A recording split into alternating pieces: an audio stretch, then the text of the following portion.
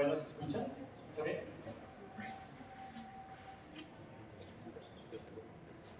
Bueno, se escucha ahí mejor, ¿no? Bueno, pues muy buenas tardes.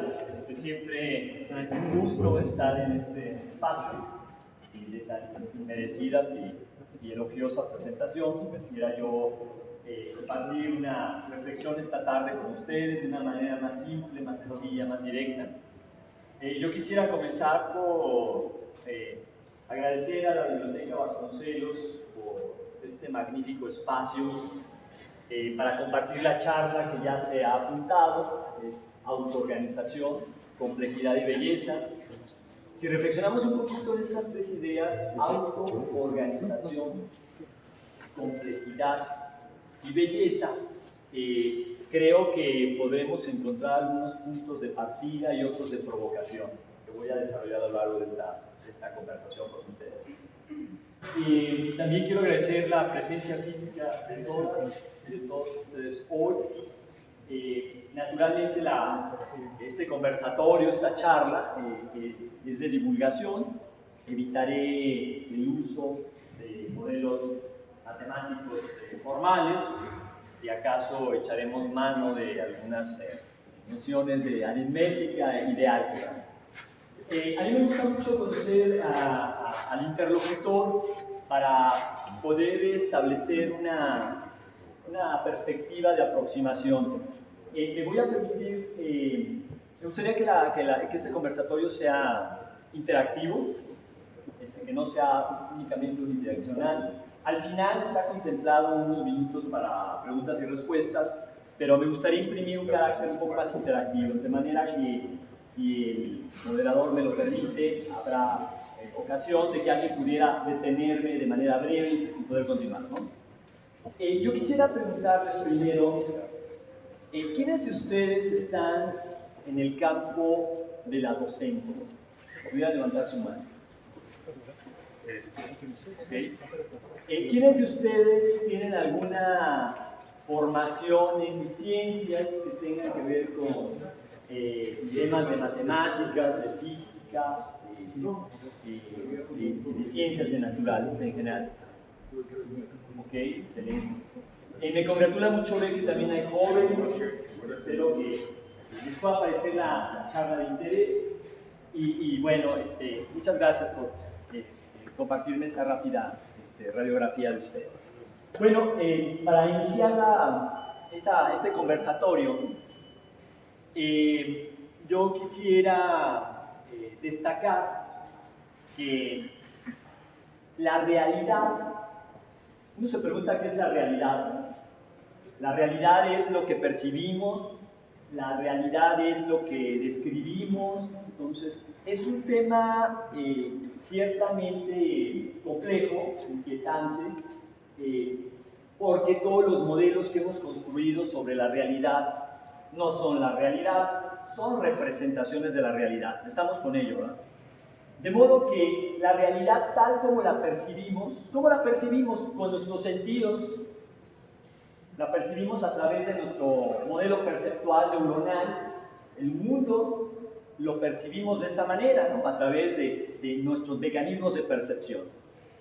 Esa realidad, para entenderla un poco más, es necesario entonces, indispensable introducirnos en hablar de lo que se llama teoría de la complejidad. Hablar de lo que son los sistemas complejos. Y aquí me sitúo unos segundos. En este universo, en esta realidad en la que nos encontramos, creo que todos compartiremos que hay como sistemas más simples y sistemas menos simples, ¿no? Un ejemplo de un sistema simple pues, podría ser un péndulo, ¿no? Que se desliza de un lado a otro, un segundero. Un sistema más complejo pues, podría ser un mercado financiero, el comportamiento del clima, ¿no? Ahorita que tenemos la tormenta tropical, el huracán Eric en la costa del Pacífico, nosotros como individuos somos sistemas complejos, nuestro cerebro es un sistema complejo. Entonces, para poder hablar de realidad, para poder describir la realidad, vamos a bucear un poquito, introducirnos en lo que son los sistemas complejos, ¿de acuerdo? Y vamos primero a ponernos de acuerdo qué vamos a entender por un sistema complejo. La palabra complejidad tiene una gran carga de subjetividad. Pero vamos a ponernos de acuerdo. La complejidad, vamos a decir que un sistema complejo cumpla como con dos características. Que tenga una gran cantidad de componentes, ¿estamos? ¿Bastará con eso para ser complejo? No. Que además las componentes estén interactuando entre ellas. Compartirán conmigo que no es lo mismo tener un sistema con muchas componentes que no interactúan o tener un sistema con muchas componentes que sí lo hacen. La sociedad es un sistema complejo. La sociedad se vuelve un sistema complejo cuando los individuos no interactuamos, pierde complejidad del sistema. Va a perder muchas otras propiedades, como vamos a ver hoy. Pero cuando un sistema, como el social, interactúa en sus componentes, aparecen nuevas propiedades. Se caracteriza por distintos atributos que hoy vamos a transitar, ¿de acuerdo? Entonces, en estos sistemas complejos, la naturaleza, al describirla, se deja describir bien con patrones numéricos. Me detengo ahí un segundo. En la naturaleza habrá patrones, sí, hay patrones. A mí me gusta mucho toda esta mirada que tiene que ver con el mirar más allá de lo obvio, ¿no? Más allá de lo obvio se encuentra el campo de lo simbólico, de lo subjetivo. En la teoría de la complejidad, más allá de lo obvio hay patrones de comportamiento que a veces no vemos. Como una experiencia cotidiana del día a día, a veces algunos de ustedes podemos experimentar una sensación de caos, ¿no? En ese momento nos puede generar angustia, depresión, asombro, ¿no? Pero tal vez si miramos con más cuidado, ese elemento que pudiera parecer caótico forma parte de un comportamiento más general, en donde si lo veo de manera complexiva como un todo, pudiera más bien haber orden, como que el caos puede ser una expresión local de un fenómeno colectivo más amplio en el cual puede haber armonía. Bien. Entonces, en todos estos sistemas complejos de los que vamos a hablar, pues la naturaleza se deja expresar así, por patrones numéricos, también se deja expresar por representaciones geométricas, ya hablaremos de algunas de ellas. Desde la escuela pitagórica ya se hablaba de la proporción áurea, voy a hablar un poco de ello, hasta hoy en día que se habla de los fractales, por ejemplo. Pero entonces la naturaleza nos muestra como esas dos posibilidades. No es que la naturaleza sean patrones numéricos y formas geométricas, más bien la naturaleza, para develar su misterio, nos da la posibilidad de que la describamos con patrones numéricos y con formas geométricas. ¿Me siguen? ¿Sí? Entonces, vamos a ver pues que todos estos sistemas de muchas componentes, adelante por favor. Sí, gracias doctor. Yo quisiera preguntarle si esos patrones numéricos de los que usted habla se refiere a... Sí, gracias. Sobre las formulaciones numéricas que usted menciona, ¿se refiere a fórmulas matemáticas o realmente las fórmulas matemáticas no intervienen en su totalidad para esos patrones numéricos? Muy bien, gracias. Sí, cuando hablamos de patrones numéricos, lo que hablamos son de progresiones, de tendencias, que al final se pueden representar con un modelo matemático. Pero el modelo matemático no es más que la representación de ese patrón, ¿no? De ese patrón. En la vida no sé si hemos tenido la oportunidad de cuando queremos mirar más allá de lo obvio, cuando queremos mirar en el campo de lo simbólico, de lo que está más allá, lo que está oculto, lo que no se ve, uno lo que trata de encontrar es cuál es el mecanismo que está describiendo ese evento complejo, ese evento que está oculto, ese evento que se deja y no se deja interpretar, ¿no?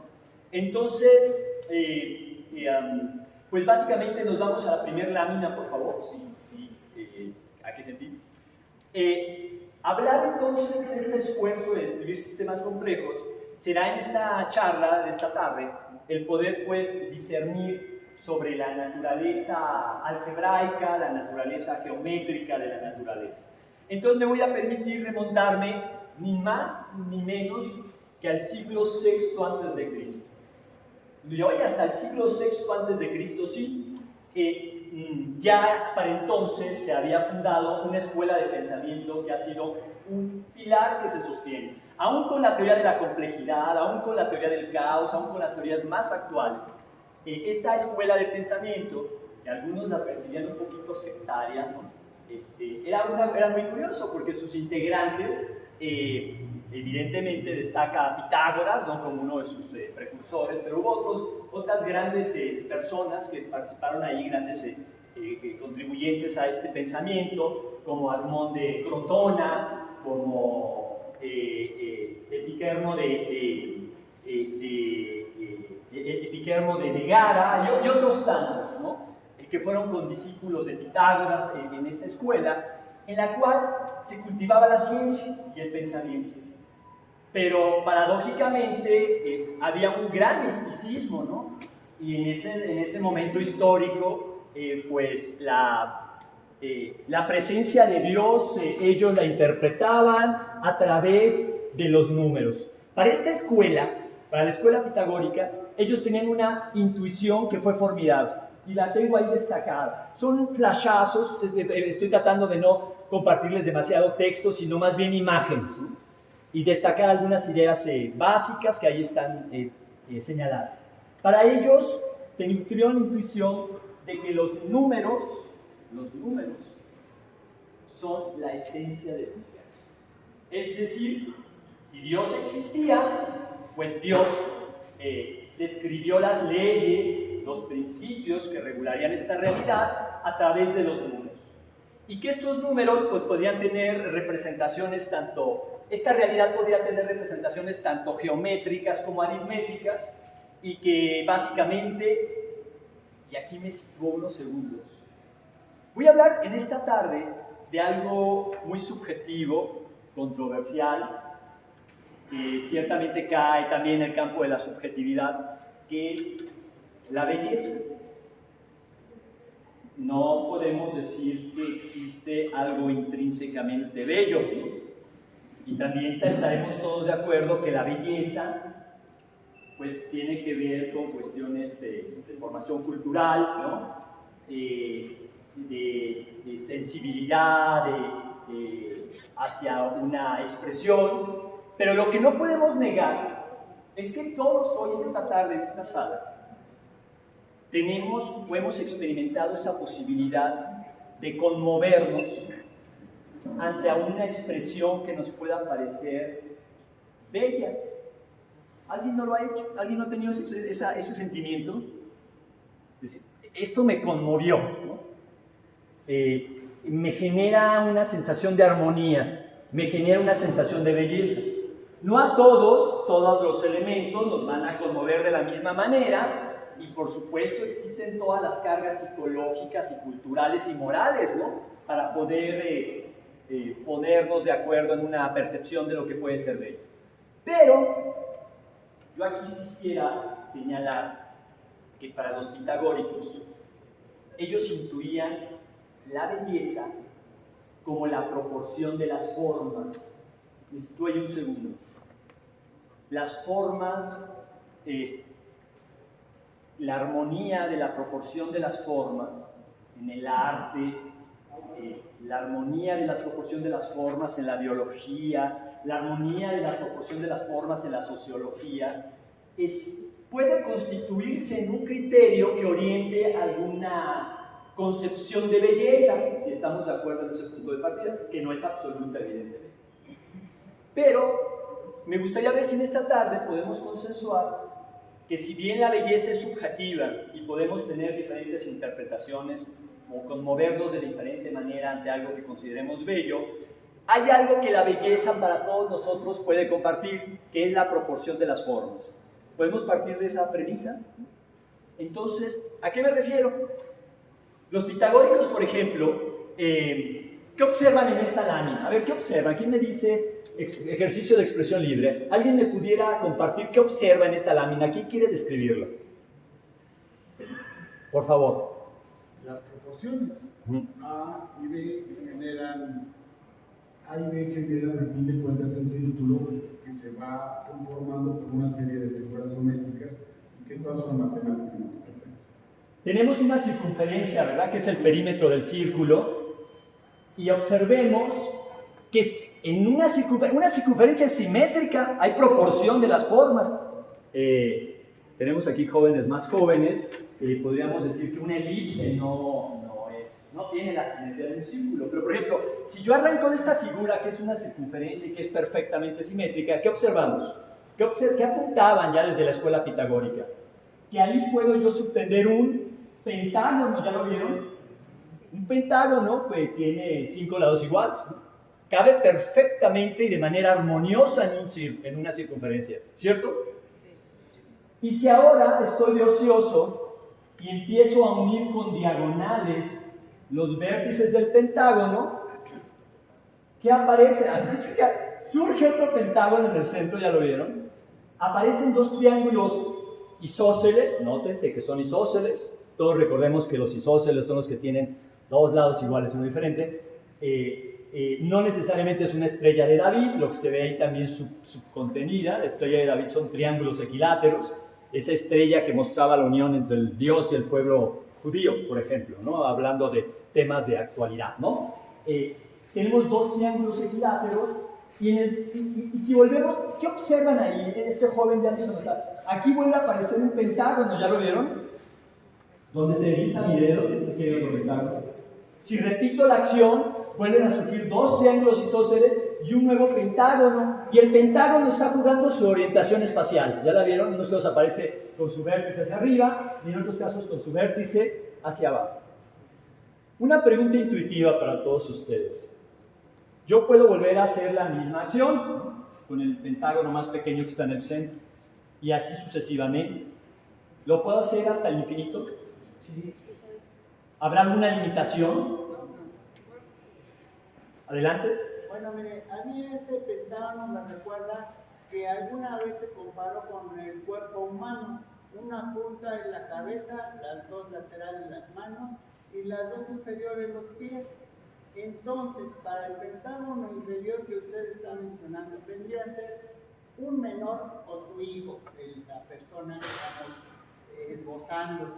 Entonces, ese hijo también tiene una cabeza, unas manos y unas piernas, ¿no? Entonces, como supuestamente la generación humana podría ser infinita, pues también esa representación de pentágonos sucesivos también podría ser infinita. Es una bonita reflexión que nos compartes, que va en la misma lógica de que este procedimiento yo lo puedo hacer un número muy grande de veces. Para no hablar de infinito, ¿qué tal si hablamos de un número finito pero muy grande de veces? La propia limitación será el elemento, el instrumento con el que yo los diseño. Pero de una manera abstracta, no debería haber una limitación de seguirme infinitamente haciendo esos trazos. ¿Estamos? Muy bien. Quiero aquí destacar algo que es muy importante y que más adelante lo voy a conectar con teoría de la complejidad. Nótese que en esta figura subcontenida del pentágono en el círculo hay una diagonal. De estas diagonales tenemos varias, ¿no? Pues estoy destacando una de ellas, la rojita, todo el mundo la ve, y la arista es la morada, ¿no? Nótese que cuando yo juego la proporción de dividir esta diagonal larga entre esta arista corta, de esas juega para todas las aristas de manera idéntica, ¿cierto? Ese cociente, los pitagóricos le dieron una interpretación, lo llamaron el número phi, y pues todavía no terminaban de interpretar qué era, lo llamaron un número místico, pero sabían que la proporción, cuando hablo de la proporción no estoy hablando del cociente, ¿verdad? De la división, para ser más ortodoxos. Cuando yo divido el lado largo entre el lado corto, se obtiene un número, ¿no? Siguiente lámina, por favor. Y ese número, que después se le llamó número áureo, y ahora me voy a explicar por qué, es un número, estos números los conocen, en la primaria los llamamos decimales, ¿no? Y en los decimales puede ser un decimal finito o un decimal finito. Estamos todos en ese nivel básico de conocimiento de aritmética, ¿verdad? A ver, por ejemplo, aquí tenemos chicos jóvenes. Si yo tengo el cociente 5 medios, ¿puedes hacer la división mentalmente? 5 entre 2, ¿cuánto da? 2.5. Ajá. ¿De acuerdo? 5 medios dio un número fraccional finito. Aquí tenemos una mente brillante.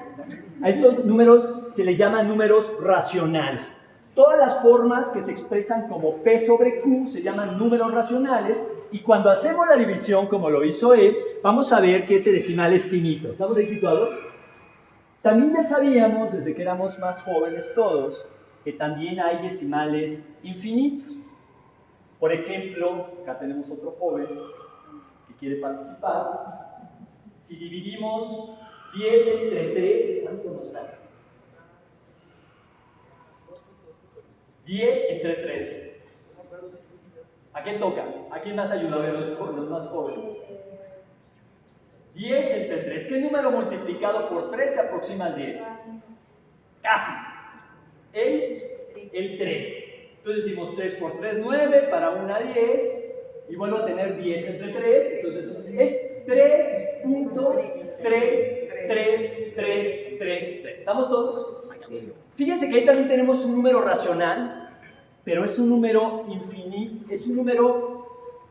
infinito que periódico, está claro periódico porque el 3 se va repitiendo. La periodicidad no puede ser de un solo dígito, puede ser de 2 o puede ser de 3. A veces hay la duda si un número decimal infinito es periódico o no, porque a lo mejor en un intervalo muy largo se vuelve a repetir la periodicidad.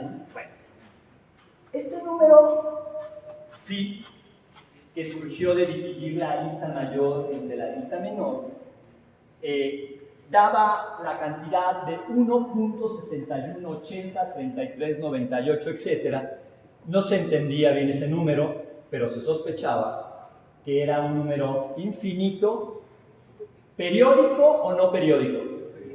Se ve que parecía, hasta donde sabemos, que no es periódico. Y esos números, en la teoría de campos numéricos, se les llaman números irracionales.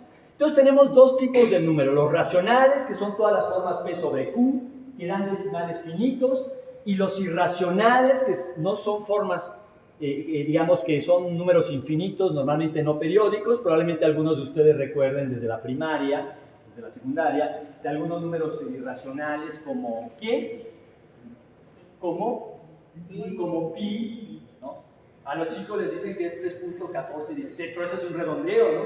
Es 3.1598 y ahí va la historia. Hay otros como la base E. Bueno, hay un número muy peculiar como pi y como E, que es el número místico phi, que lo vamos a llamar número áureo, y voy a explicar por qué. A ver si les logro transmitir. La idea de esta tarde, como charla de divulgación, es... Estamos con el gusto de Vive con las matemáticas, tratar de compartirles cómo los números y la geometría nos pueden ayudar a describir la realidad de este entorno que habitamos, y a lo mejor en una de esas estar vinculado con una concepción de belleza. Ahora, más adelante, afinaré más a qué nos referimos con belleza. Quisiera yo, antes de ver esa figura, yo quisiera justificarles un poco, y creo que lo podemos hacerlo porque el argumento es muy simple, de por qué nos regresamos una. Este cociente lado largo entre lado corto, nos vamos a la otra lámina, es el número irracional que ahí se está expresando. Vamos a la siguiente lámina. A ver, nos regresamos una primero. Nótese que aquí estoy señalando que ese número salió en realidad del cociente 1 más la raíz de 5 sobre 2. Déjenme, porque es muy simple hacerlo, justificar por qué el segmento largo entre el segmento corto tiene que ver con esta cantidad que si uno saca su calculadora, y si alguien lo hace por morbo académico estaría muy bien, nos van a confirmar que va a dar 1.61 y pico. Alguien lo va a ir haciendo de los chicos que nos acompañan, ¿no? Que agarran su calculadora, calculan raíz de 5, le suben un 1 y un 2 y nos confirman si se aproxima ese número, ¿vale? En cuanto alguien haya hecho esa operación, nos la confirma, por favor, ¿no? Entonces, quiero compartirles un grado de abstracción, una capita mayor. Nótese que la proporción entre el lado largo y el lado corto, ¿se acuerdan de la figura anterior? Yo la puedo desdoblar en un rectángulo. A ver, me voy a explicar por qué. Yo puedo, A es la longitud del lado largo y B es la longitud del lado corto. Vamos a regresarnos para ver que sí es así. ¿Cuánto te dio? 1, 6, 1, 8, 0, 3, 3, 9, 8. El que tenemos, ¿verdad? Y con más dígitos de los que escribimos en esta lámina, ¿verdad? Cierto, excelente, gracias. Entonces, nótese, tengo el lado largo que es A y el lado corto que es B. Nos vamos a la siguiente lámina, por favor. Entonces, nótese que con esos dos lados yo puedo formar un rectángulo del lado largo A más B y del lado corto A. Quiero que vean esa figura unos segundos. ¿Y qué tiene que ver con la anterior?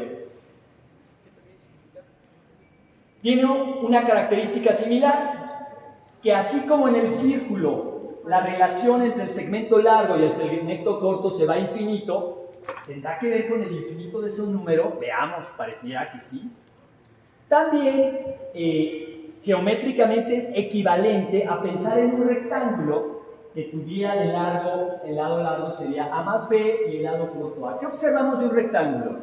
Que se van a formar dos cuadrados y ¿qué? Y un nuevo rectángulo, ¿lo ven? Y este nuevo rectángulo, ¿en qué lo puedo descomponer? En dos cuadrados, ¿lo ven? Y un nuevo rectángulo, ¿no? Y ese rectángulo, ¿qué puedo hacer con él? Lo puedo descomponer en dos cuadrados y un nuevo rectángulo. ¿Hay alguna limitación? Parece que lo puedo hacer infinito. Estas dos geometrías, ¿qué comparten? Que ambas reproducen un patrón de manera recurrente e infinita, ¿cierto? Y esta figura quiero que la miren un segundito. Esta figura geométricamente, a ver si la logran percibir, cumple con una proporción. Fíjense, estoy diciendo que el lado largo entre el lado corto del pentágono en el círculo es al lado largo. ¿Cuál es el lado largo? A más B entre el lado corto, que es A, ¿ya lo vieron? En el caso del rectángulo. ¿Alcanzo a compartirles la correspondencia que hay entre estas dos geometrías? Son dos geometrías distintas, pero que comparten algo. Que en una al infinito puedo ir formando pentágonos y en la otra al infinito puedo ir formando rectángulos. Están conectadas por ese patrón, ¿cierto? Si esta proporción ustedes la aceptan de que el lado largo respecto al lado corto en el pentágono contenido en el círculo es al lado largo entre el lado corto de la geometría contenida en este rectángulo que está formado con los mismos segmentos, ¿qué va a pasar? Vamos a la siguiente lámina. Todo el mundo, a lo mejor ya olvidó algunos de ustedes el álgebra, pero cuando eran más jóvenes, siguen siendo jóvenes, en la secundaria vieron algo que se llamaban ecuaciones de segundo grado, ¿no? Entonces, a ver, unos pasos algebraicos triviales, no me voy a detener mucho, pero creo que son tan elementales que me atrevo a transitar. Tengo al lado A lo voy a llamar X y al lado B lo voy a llamar Y, ¿no? El lado largo entre el lado corto es igual al grande entre el pequeño, ¿cierto? Los términos los puedo cruzar, ¿se acuerdan de esas ideas? Es una ecuación algebraica. Entonces la Y pasa multiplicando a la X, la Y a la Y es Y cuadrada, ¿cierto? Y esta X pasa multiplicando el mundo. Tengo esta ecuación, ¿no? X cuadrada es igual a Y cuadrada más XY, ¿cierto? ¿A alguien le causa dificultad esta operación matemática? Las variables cuando se multiplican y tienen la misma base suman sus exponentes y si no se dejan expresar. Lo que hicimos fue multiplicar X por X, hicimos X cuadrada y y por x más y, pues dio y cuadrada más xy, ¿no? Y la reacomodé igualándola a 0, se llaman formas, formas homogéneas, ¿no? Ecuaciones canónicas, ¿no? Y lo que tengo es una ecuación de segundo grado que es x cuadrada menos y cuadrada igual a 0, ¿cierto? Es una ecuación de segundo grado en x. El coeficiente de x es menos y, ¿verdad? ¿Cierto? Y entonces hay una formulita que ustedes, que tenía que ver con temas de factorización, de que una ecuación de segundo grado, levanten la mano quienes en su corteza casi primitiva recuerdan haber visto alguna vez que x era igual a menos b más menos raíz cuadrada, estas cosas que nos enseñaron desde las épocas mozas. Levanten su mano. Por ahí andan en el inconsciente colectivo, ¿verdad? Okay. Si yo sustituyo quién es mi b, que es menos y, ya lo vieron, se vuelve positiva. El b cuadrada, pues es menos y al cuadrada, que se vuelve y cuadrada. Menos el 4ac, pues la a vale un 1, la c vale y cuadrada, que da esa cantidad, lo vieron, entre 2a, pero la a vale un 1, queda un 2. Y luego también, tal vez recordarán, y yo en ese argumento puedo factorizar la y. Si yo factorizo la y, ¿qué tendría? Y cuadrada que multiplica 1 más 4, ¿cierto?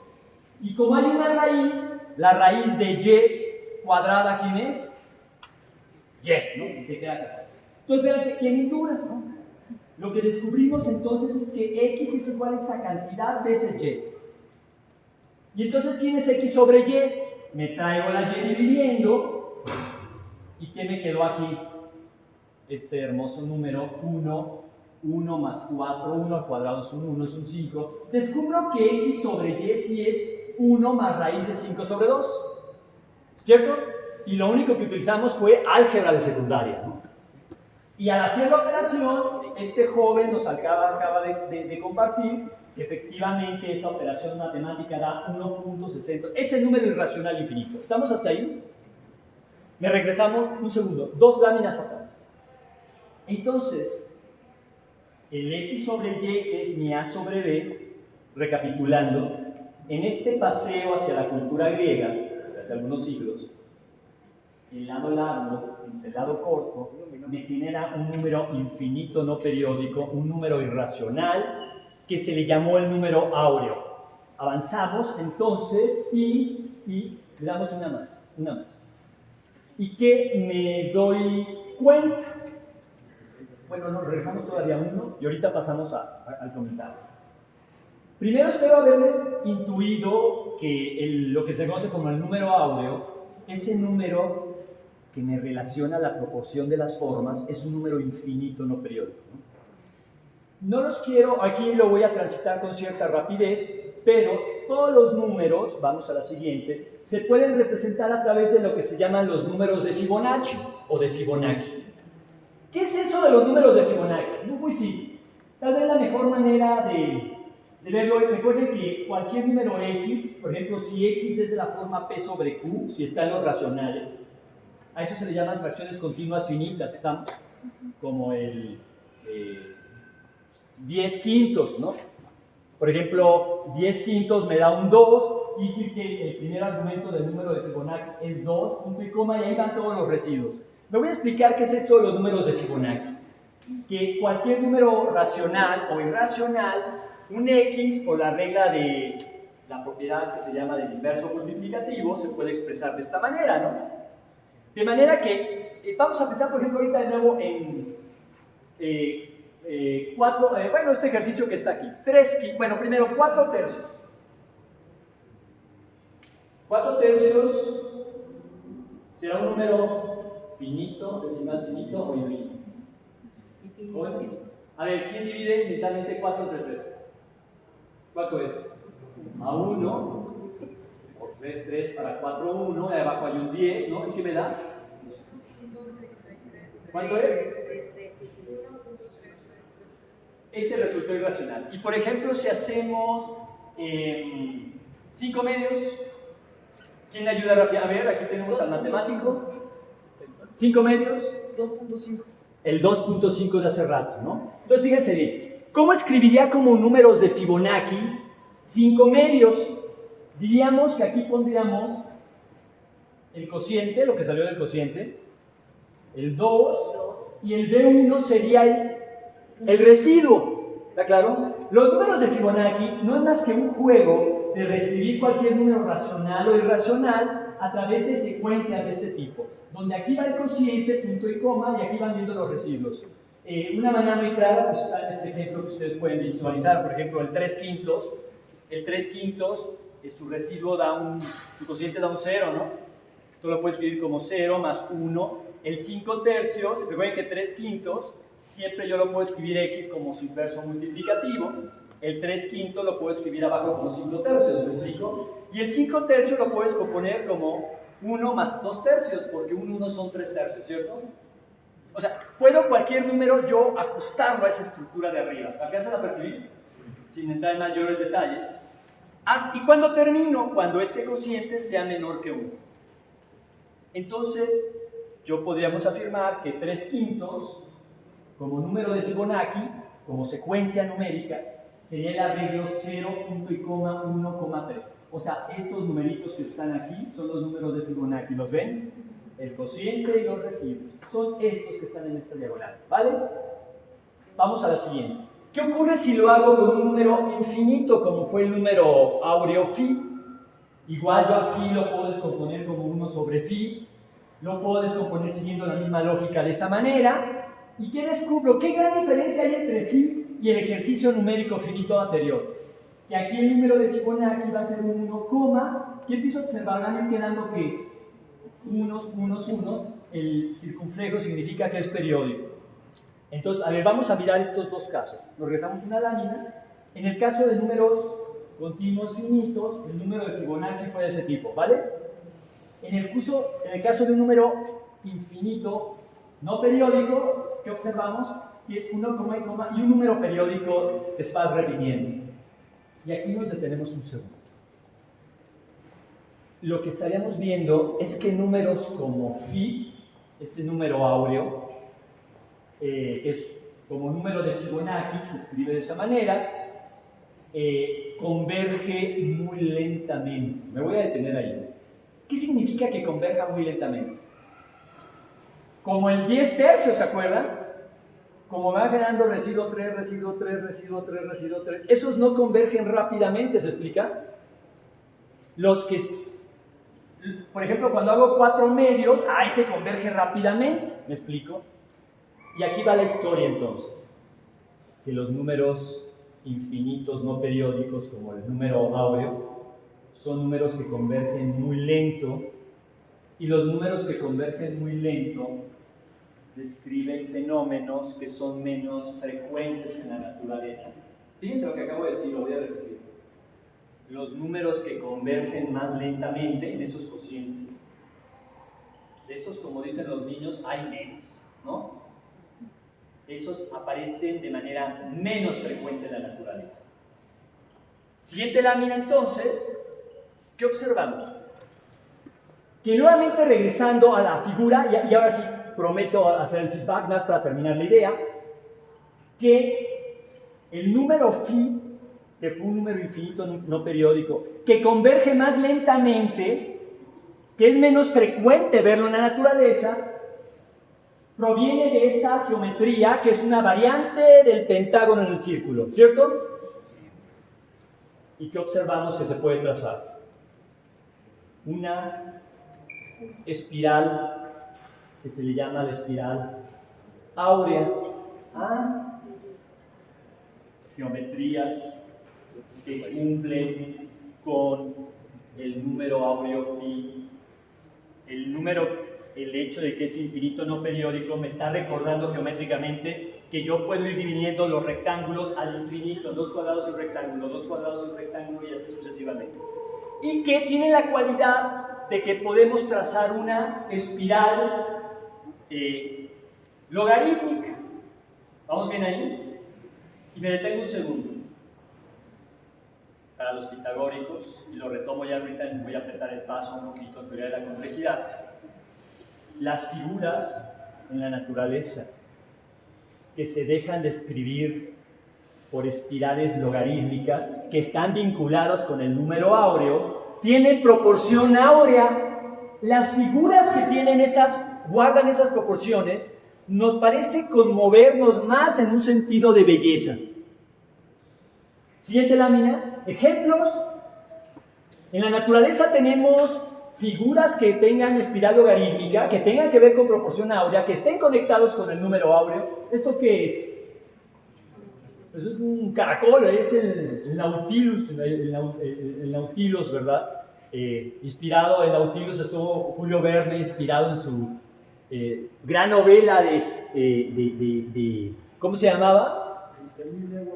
De viaje submarino, ¿no? El Nautilus se llamó en honor a estos bellos caracoles de mar. ¿Se ve que ahí hay una espiral logarítmica? Sí. ¿De estas estructuras habrá más o menos en la naturaleza? ¿Más o menos? ¿Converge más rápido o converge menos rápido? Vamos a regresarnos una. Veamos, vamos a recordar. Una más. El número áureo converge muy lentamente. Entonces aparece de manera más inesperada. Figuras que tienen proporción áurea, figuras que pueden ser descritas por una espiral logarítmica, perdón, de esas hay menos. A ver, vamos una más. Una más, una más. A ver, y llegamos entonces. ¿Cómo se conecta el concepto de belleza, por ejemplo, con los patrones numéricos y geométricos? Y hay un compañero que vamos a dar la palabra antes de conectar las ideas con situaciones. Es que estoy viendo cómo relaciona usted los números irracionales con los números de Fibonacci. Entonces, a través de ese número áureo, o sea, como que deduce uno que, bueno, esas formas geométricas son pocas, pero debido a su número irracional, Sí. hay un error siempre. Entonces, esas figuras áureas tienen que ser finitas, o sea, no van a ser infinitas. ¿Por qué? Porque hay un error, y justamente donde aparezca un error de gravedad no tolerable de la naturaleza, esa figura como el caracol, o como el hombre, o como la especie humana, va a desaparecer. Bueno, ese es mi pensamiento. En el sentido, por lo menos sabemos que de estas hay pocas. A ver, todos tienen su concepción de belleza, ¿no? Hay en la naturaleza, en el arte. Algunos pintores hicieron trampa en sus pinturas maestras. ¿Sabían de la proporción áurea? ¿Qué piensan? Sí. Ahorita vamos a balconear algunos, ¿no? Jóvenes, el concepto de belleza es subjetivo, pero habemos quienes tenemos orejas picudas, ¿no? Y tenemos orejas un poquito más ovaladas, ¿no? La naturaleza, algunos de ustedes los hizo bellos y bellas, ¿no? Nótese, está comprobado que en el ser humano, una oreja en la cual, en la parte superior este es el lóbulo inferior, el superior, puedo trazar una espiral logarítmica, ¿ya la vieron? Genera sensación de belleza porque hay una proporción áurea. Un segundito nada más y va la pregunta por allá. Es decir, perdón, esto no es determinista y la belleza es un concepto subjetivo, pero partimos de la premisa de que puede haber elementos, aún con nuestras propias percepciones de belleza, culturales, psicológicas, morales, etcétera, familiares, de que hay cosas que nos conmueven. Perdón, una oreja de ese tipo conmueve. Admítanlo o no. Hay sensación de belleza. Vamos a la siguiente lámina y ahorita ya regresamos, vamos con una pregunta. ¿Esa imagen la conocen? Sí. ¿Quién es?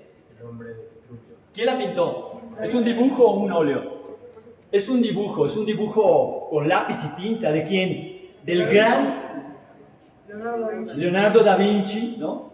Este gran artista florentino, ¿no? Se llama, este dibujo no está como varios a veces piensan, en el Louvre de París. Este se encuentra en la Galería de la Academia de Artes de Venecia. ¿Qué se observa? Esa es una figura que conmueve. Es una de las grandes obras maestras de la pintura, en este caso del dibujo a lápiz. ¿Qué observan de él? Observen que Da Vinci dibuja, a esta obra se llama el hombre vitruviano, se llama vitruviano porque hubo un gran arquitecto Vitruvio, Marco Vitruvio, que fue el que diseñó toda la Acrópolis en Roma. La Acrópolis es de gran belleza, está construida con proporción áurea. Entonces, Da Vinci tomó algunos elementos de Marco Vitruvio, de lo que debería ser la proporción áurea en el cuerpo humano, y realizó ese dibujo. Ese dibujo es considerado como la representación que tiene la mayor proporción espacial en cuanto a belleza de la figura humana. Nótese que está contenida en una circunferencia, ¿no? Y guarda. ¿Dónde está la proporción lado grande entre el lado pequeño? ¿Quién la ve? Porque finalmente en el número áureo estamos jugando siempre diagonal larga entre diagonal corta, ¿no? Tanto en el pentágono del círculo como los segmentos del rectángulo del lado largo y lado corto. ¿Lo recuerdan? Y está la pregunta pendiente. Y ahorita vamos para allá. ¿Cuáles son aquí las proporciones que dan proporción áurea?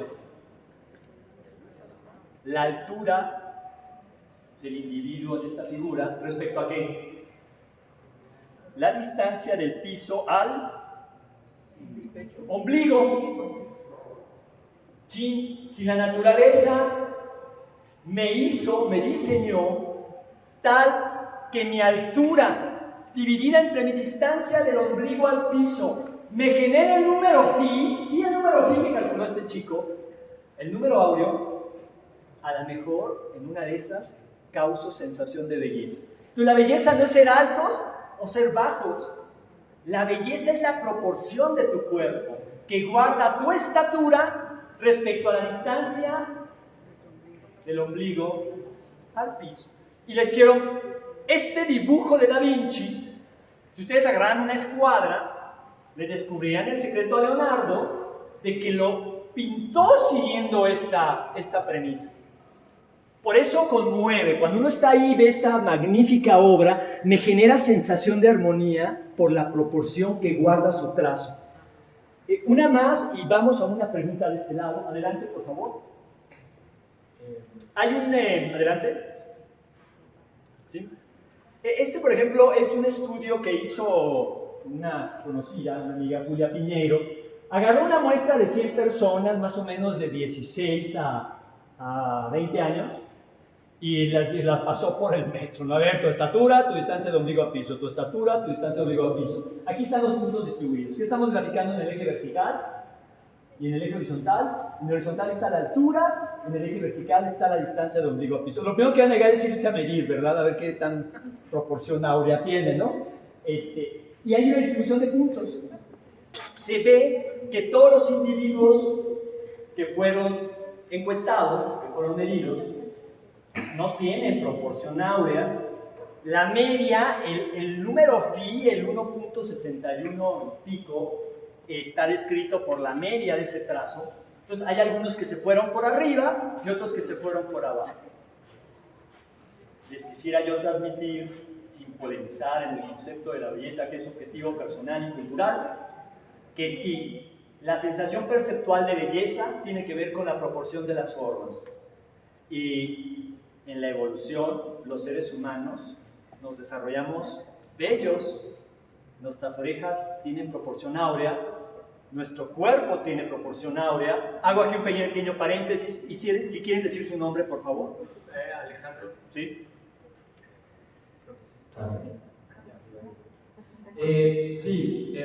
Mi duda es esta. Entiendo la proporción áurea y entiendo lo que está pasando con estas espirales y con los rectángulos y los cuadrados que vimos hace rato. Lo que no entiendo es ¿por qué?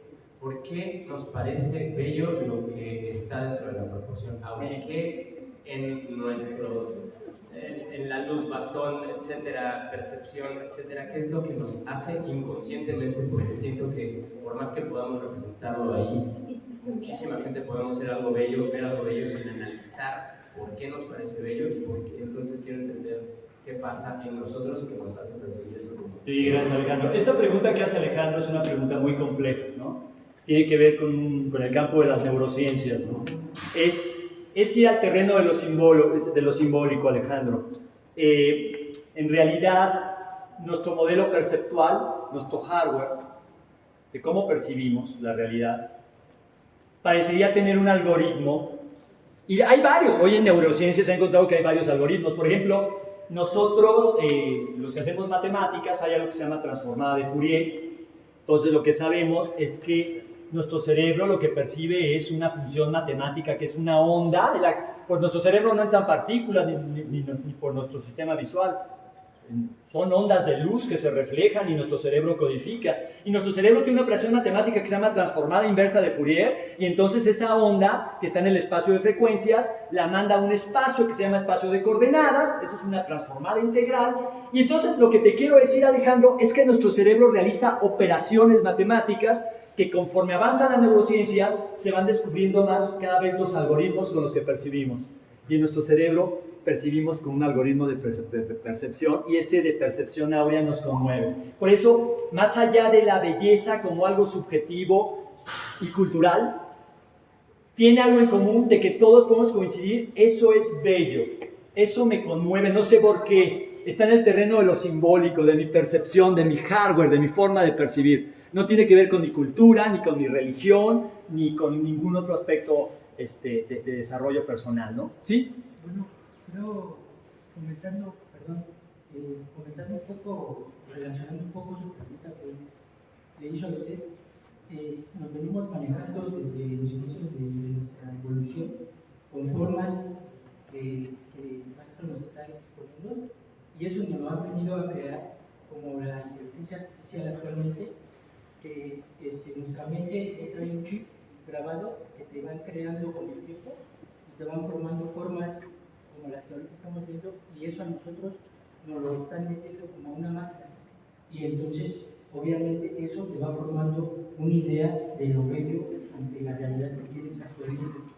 Pareciera que en efecto, que en nuestro software de nuestra evolución como mamíferos, pues traemos programado el hecho de que nos conmueve la proporción de las formas. Ahí, aunque digas, y para eso nadie nos educó, es intrínseco, ¿no? Entonces, vamos aquí a ver rápidamente algunas imágenes. Vamos a apretar el paso adelante. Esta obra la conocen muy bien. ¿Quién es? La Mona Lisa, la Gioconda, ¿verdad? Esta obra extraordinaria es la obra más visitada en un museo en el mundo. Desgraciadamente, ¿alguien ha tenido la oportunidad de estar en el Louvre? No lo diga ahora. Bueno, veo ahí algunas manos levantadas. Es casi imposible ver la Mona Lisa hoy en día. No hay un espacio de reflexión para relacionarse con la obra, más bien uno busca el selfie, pero uno no se conmueve con la obra. Yo creo que hay que destinar un poco más de roce personal con las obras de arte. Leonardo da Vinci pintó la Mona Lisa, la Gioconda, con proporción áurea. O sea, lo que estoy haciendo notar es que grandes maestros del arte, de obras que nos conmueven, tiene que ver con el hecho de que Da Vinci tenía nociones de la proporción áurea. Y está bien estudiado esto en ciencia. Aquí está la espiral logarítmica, ¿ya la vieron? Y ahí termina en esa sonrisa sardónica. Esta obra es una obra universal que conmueve a cualquiera cuando tienes la oportunidad de estar frente a ella, porque tiene proporción de las formas, Alejandro, ¿no? Y no es la única. Vamos a alguna otra, por ejemplo. Aquí vamos a balconear aquí. ¿De quién es esta obra? De Diego Velázquez. ¿Cómo se llama esta obra? Las Meninas. Es una obra maravillosa que está en el Museo del Prado en Madrid. No sé si alguien ha tenido la oportunidad de estar ahí o de haber visitado virtualmente este Museo del Prado. Y ese es un lienzo muy grande. Yo alguna ocasión tuve la oportunidad de, digamos, un tránsito de flujo más libre que en el Museo del Louvre, por ejemplo. Este es un lienzo de 350 por 250, es un lienzo muy grande. Y Velázquez, de nuevo, le estamos sacando sus trapitos al sol, ¿verdad? Sí, son grandes artistas, eso no demerita su sensibilidad. Pero pintaron con técnica, pintaron con proporción áurea. Aquí hay varios segmentos de proporción áurea, ¿ya los vieron? Este segmento tiene proporción áurea, hay otra espiral logarítmica, hay varias espirales logarítmicas. Esta obra a mí me conmueve mucho. ¿Saben quién es este protagonista? Por favor. Tengo una pregunta. ¿Cómo sería lo de la áurea allá arriba donde no hay nada? Esa parte no tiene proporción áurea, así lo pintó Velázquez. En la otra. Pero, por ejemplo, aquí lo que tiene que... Oye, ¿por qué aquí te pintan una espiral logarítmica? Por la distribución que tienen. Fíjense que esta obra es maravillosa porque cuando está... Esta es una lámina de PowerPoint que no ayuda, pero si estás frente a la obra original te genera la sensación de profundidad. Vean qué elementos tiene. Aquí está la infanta Margarita. Estas dos chicas son damas de la corte. No sé si notan que aquí hay un perro mastín.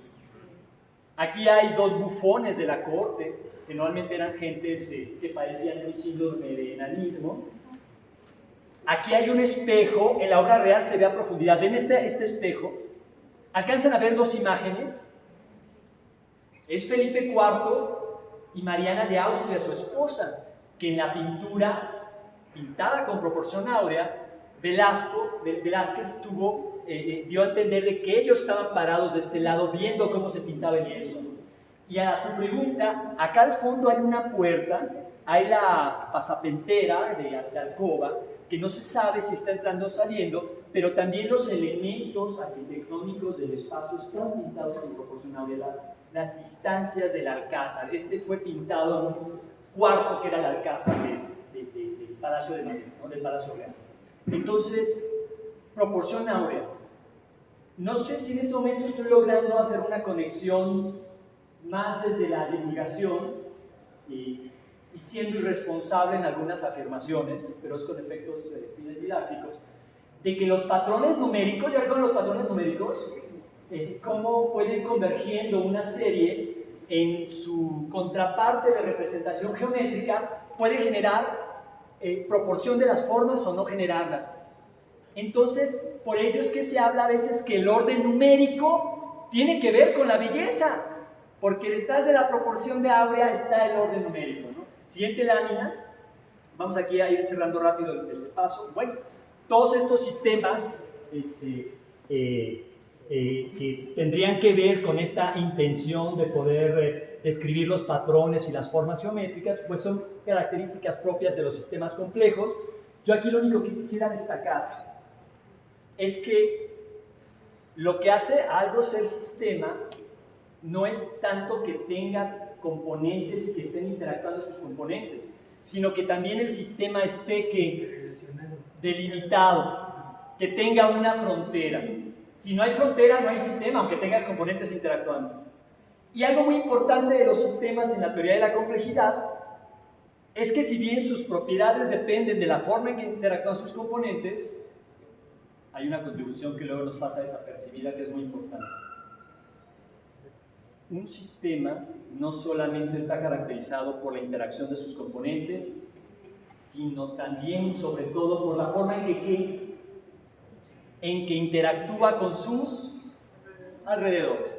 Sigma representa el sistema, delta sigma representa la pared, la frontera, y sigma complemento emulando a los diagramas de Venn que alguna vez vieron en su vida son los alrededores.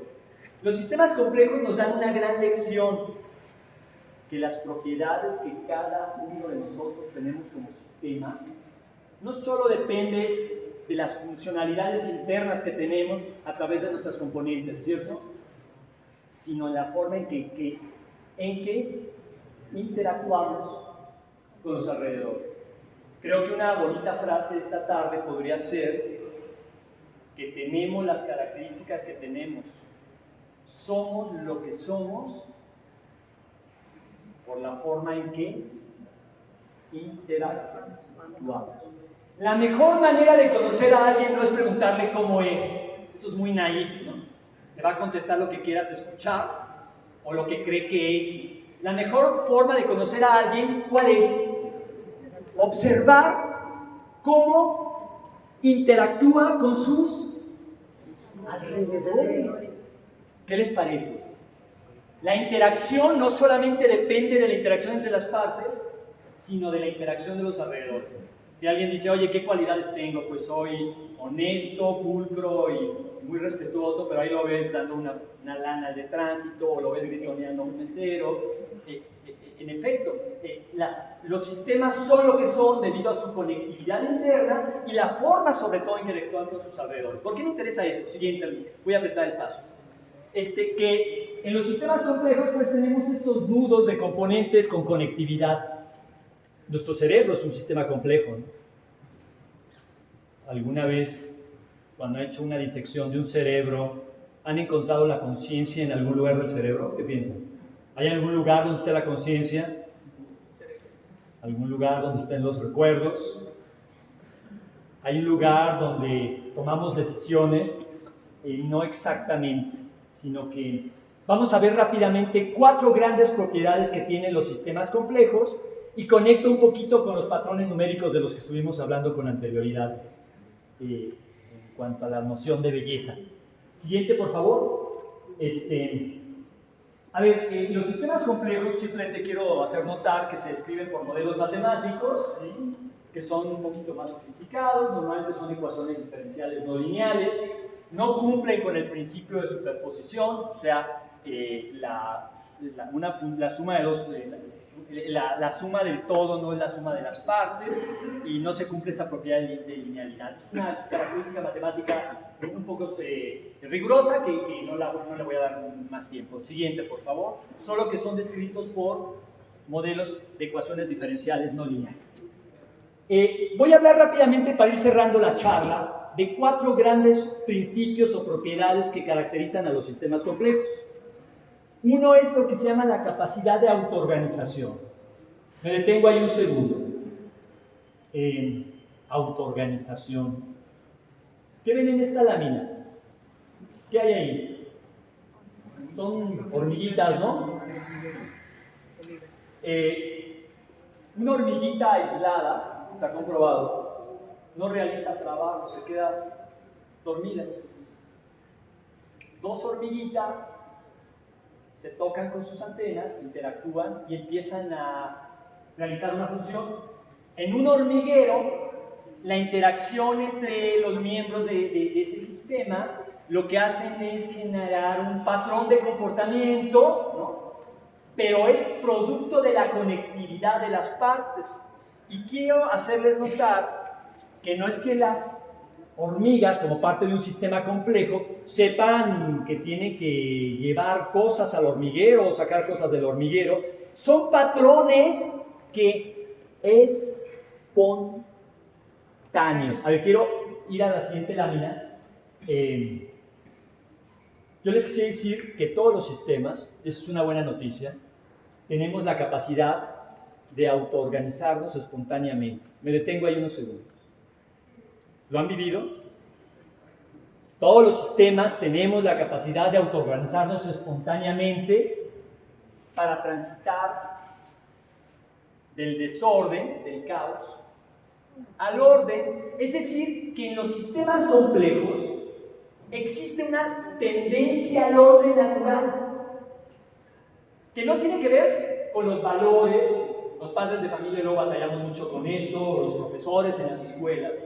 Más allá de los valores culturales, sociales, los sistemas complejos tienen una propiedad espontánea de autoorganizarse hacia un orden natural. La naturaleza tiende, cuando se sientan muy agobiados, también tengan calma, la naturaleza es sabia, tiende a transitarnos espontáneamente de un estado de caos a un estado ordenado. Es una propiedad intrínseca de los sistemas que se llama autoorganización. Siguiente, por favor. Esa la podemos ver de muchas maneras. Por ejemplo, aquí que ven en esta imagen. Es un camaleón, ¿verdad? ¿Qué cualidad tienen los camaleones? Se pueden camuflar. Es camuflaje, ¿no? Es un sentido intuitivo de sobrevivencia. Él espontáneamente, no es que tenga un programa, un software, o que alguien le diga, oye, a ver, te van a cazar, ¿no? Él espontáneamente, cuando siente peligro, en su sentido de sobrevivencia, se camuflajea de los colores del entorno que se encuentra. Si el entorno es morado, el camuflaje es morado, si es verde, lo es. Y uno se pregunta, ¿cómo sabe a qué color puede o debe, cómo no se equivoca de color como nosotros, ¿no? Está en un espacio verde y se pone rojo, ¿no? Entonces ya es totalmente visible, ¿no? Entonces, estos mecanismos, que no voy a hablar de ellos, son espontáneos, son mecanismos de autoorganización de los sistemas, sobre todo en un sentido de que la autoorganización es la regla, ahora se entiende mejor, los trabajos de Darwin, los trabajos de O'Hare. La autoorganización es el mecanismo que ha seguido la evolución. Y es el mecanismo que ha permitido que a través de esos cambios espontáneos podamos desarrollar la capacidad de adaptabilidad. Entonces la adaptabilidad, no se preocupen por sus hijos tanto en la época de los teenagers, ¿no? Llega un momento en que ellos en su proceso de adaptabilidad, por sentido de sobrevivencia, de manera espontánea, van a percibir y van a desarrollar mecanismos como el camaleón, que son espontáneos para pasar del orden al caos. Hay otros ejemplos, creo que por ahí viene un par de ellos. Este fenómeno se llama iridiscencia de las mariposas, no sé si la conocen. También las mariposas, como los camaleones, es la misma mariposa, ¿sabían? En esta imagen. Cambia de color, también como un efecto de camuflaje, pero ¿cómo lo logra? Es más complicado. Lo logra a través de cambiar sus trayectorias de movimiento para que la luz, los fotones, incidan con un ángulo distinto y genera un fenómeno de dispersión de la luz diferente. También son mecanismos de autoorganización espontánea que tienen que ver con adaptabilidad, ¿no? Siguiente, por favor. Hay una muy bonita que no me quise aguantar de poner en la lámina, se llama coloración estructural en cristales fotónicos. Esta es la tendencia hacia lo que van a hacer en el futuro las computadoras cuánticas. Son materiales que los cristales fotónicos, que lo que hacen es cambiar sus estados de energía, seleccionando diferentes longitudes de onda o frecuencias de la luz incidente. No voy a hablar más de ello, pero es para construir materiales optoelectrónicos, lo que se está utilizando ahora. Es decir, en lugar de tener máquinas que funcionen con electrones a través de semiconductores, estamos en las puertas de avanzar a máquinas que funcionen con luz, a través de este fenómeno de coloración estructural. También son cambios espontáneos. Los materiales, los cristales fotónicos cambian espontáneamente de estado para alcanzar estados de mínima energía, ¿no? Siguiente, por favor. La segunda propiedad de los sistemas complejos, una fue la autoorganización, la otra es la emergencia. ¿A qué suena esto de la emergencia? Dice que la totalidad no es la suma de sus partes. ¿No les incomoda? ¿No nos habían enseñado, no intuimos que la totalidad es la suma de las partes? Pues no, en los sistemas complejos, cuando hay conectividad entre las partes, surgen nuevas propiedades. Y entonces, como la conciencia en el cerebro, ¿no? La conciencia es una propiedad emergente. Entonces, todos los sistemas tenemos propiedades emergentes que no están previstas entre las componentes del sistema. También es una propiedad evolutiva muy importante. Siguiente, por favor. Y hay una muy bonita además. Es un tercer principio de los sistemas complejos. Y ahorita voy a cerrar con el cuarto y conectamos con la idea de los patrones y vamos cerrando conferencia y pasamos a algunas preguntas. La tercera propiedad es la de la autosimilitud. ¿Qué ven en esta lámina? Venas. ¿Qué ven? Hay, por ejemplo, esto que está aquí en el centro, que es un rayo. ¿Esto qué es? Son grietas. Acá, ¿qué ven? Es un árbol. ¿Qué observan ahí? Algo muy bello que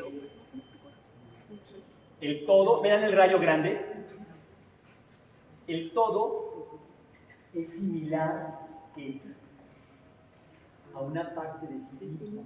Fíjense que, por ejemplo, esta colita del rayo que está aquí tiene la misma estructura que el rayo completo. En grietas, si ustedes observan grietas en superficies en casa o en cualquier otro espacio, van a ver que la grieta grande está ramificada en grietas pequeñas que tienen exactamente la misma geometría. ¿Por qué será? Tienen que ver con configuraciones, nuevamente, de autoorganización de mínima energía. O sea, hay esa propiedad de autosimilitud. La totalidad es similar a una parte del mismo. Y hay una cuarta y última propiedad de los sistemas complejos, que es con la que vamos a conectar con la idea original, que el todo son formas determinadas constituidas por formas de las partes. Aquí que ven, ¿qué es esto que está aquí? ¿Qué es? ¿Qué planta es? Si es un cactus, podría también ser una variante de coliflor. ¿Y qué observan? Que la estructura, la geometría completa de esta estructura se replica en cualquiera de las partes geométricamente. Es decir, que la naturaleza se expresa también a través de formas repetitivas. A estas formas se les llaman fractales. ¿Y cuál fue la conexión entonces en esta plática un poco entre lo que fueron los patrones numéricos y los patrones geométricos con los sistemas complejos? Pues que de alguna manera estos fractales, la naturaleza está formada por fractales, y si hacemos cortes, si hacemos un zoom, vemos que la geometría del todo es de nuevo similar a la geometría de una de las partes. Siguiente, por favor. Por ejemplo, este fractal fue generado, no está en la naturaleza, pero ¿a quién se parece? Al Nautilus, ¿no? A la espiral logarítmica. Por ejemplo, hoy en día encontramos en teoría de la complejidad que ese fractal, nada más se los voy a enseñar a la siguiente, se generó, Alejandro, con este modelo matemático que se llaman los conjuntos de Julia. El modelo matemático z sub k más 1 igual a z cuadrada más 1 más c.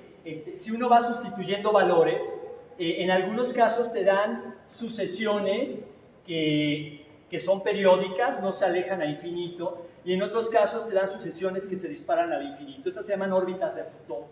Y entonces, con ese algoritmo, se generó, vamos a la siguiente, se generan, por ejemplo, fractales de este tipo, que se parecen a las formas de los vegetales, de muchos elementos que están en la naturaleza. No cabe duda, el universo físico en el que habitamos, las diferentes geometrías se mueven o están determinadas por modelos matemáticos que hoy en día podemos desarrollar con simuladores computacionales, y que parecen ser que ahí hay un poquito de determinismo, en el sentido de que este universo físico sí tiene que ver que en la esencia de todas las cosas son los números y los modelos matemáticos que los relacionan. No sé si había por ahí una mano levantada. Sí, perdón. Bueno, a mí me confunde un poco de los principios de los sistemas complejos. Sí. La 3 y la 4, porque siento que se refieren a cosas, bueno, en mi cabeza, son cosas como lo mismo, pero dicho de diferente manera. Sí, tienes razón. Sí. En el 3 tiene que ver con la similitud, se refiere, vamos a una laminita de la autosimilitud nada más. Por ejemplo, en la autosimilitud tiene que ver con la dimensión fractal. Mira, aquí la autosimilitud es que un segmento, una partecita, pero aquí es lo que se llama dimensión fractal. Aquí estamos como en una dimensión, ¿no? Por ejemplo, estas dos ramitas, esta ramita que está aquí reproduce a la estructura completa, pero es de dimensión fractal 1. Por ejemplo, en esta estamos en dimensión fractal 3. Tienes toda la razón, se refieren a lo mismo, pero con una dimensión fractal diferente. ¿Qué es eso de la dimensión fractal? Una lámina más, por favor. Una más. Una más, a ver si anda por ahí. No, hacia abajo. Ahí está. En esta, ¿no? Lo que pasa es que hay dimensión fractal 0, dimensión fractal 1, dimensión fractal 2, dimensión fractal 3, y en la autosimilitud que viste estabas en dimensión fractal 1, y en los fractales estos otros están en dimensión fractal 3. La dimensión fractal es la medida de cuánto ocupa el objeto el espacio que lo contiene. Entonces, sí, hay una correspondencia entre esos dos principios y se refiere a dimensión fractal distinta. Para ir cerrando la conferencia y ver si hay algunas preguntas finales, vamos entonces, adelante. Fractales en la naturaleza, ¿esto qué es? Son los helechos, ¿se han observado? Vean la rama completa del helecho y vean las hojitas, son idénticas, ¿no? Tienen estructura fractal, ¿no? Adelante. Gran cantidad de árboles, particularmente, es una simulación matemática que hicimos con los que se hicieron con los algoritmos de Julia, que son a los modelos matemáticos que mostraste en un momento, y este es un árbol real, ¿no? Entonces lo que se ve es que las formas que genera la naturaleza tienen patrones numéricos dados por expresiones que relacionan su comportamiento y lo definen. Una más. Y yo cerraría con esta bonita imagen. Vean esta imagen maravillosa. Pues que la realidad está formada por sistemas complejos. Todos los sistemas, pues en ellos hay patrones numéricos y hay patrones geométricos que recoge hoy muy bien en día la teoría de la complejidad. Los patrones numéricos vienen dados por los números de Fibonacci y los conjuntos de Julia. Los patrones geométricos vienen dados por los fractales. Hoy en día, con mucho software y programando diferentes algoritmos, uno puede reproducir prácticamente la forma de cualquier estructura que finalmente son estructuras fractales, ¿no? Yo aquí lo dejaría, agradeciendo mucho verdaderamente la paciencia de estar poco más de 60 minutos escuchando temas de ciencia, temas de matemáticas, temas de geometría, de manera que a mí me congratula muchísimo y lo aprecio de verdad su presencia de todos y cada uno y una de ustedes aquí, y deseando que esto también sea una provocación para interesarnos más por nuestro entorno, aspectos que nos podamos incorporar en nuestra vida personal, replantearnos nuestras nociones de belleza, replantearnos nuestras formas de cómo somos la forma en que interactuamos. Queremos cambiar, revisemos la forma en que nos relacionamos con los demás. También eso nos dice la teoría de la complejidad. Adelante. Sí, gracias, doctor. Bueno, yo observo que nos habló de unas numeraciones totalmente. Sí, señor, yo observo que nos enseña usted unas numeraciones totalmente positivas, como son la evolución es cada día mejor, las estructuras pequeñas cuando se hacen más grandes son parecidas o tienen esas relaciones fibonásticas, ¿no? Por así decirlo, ¿no?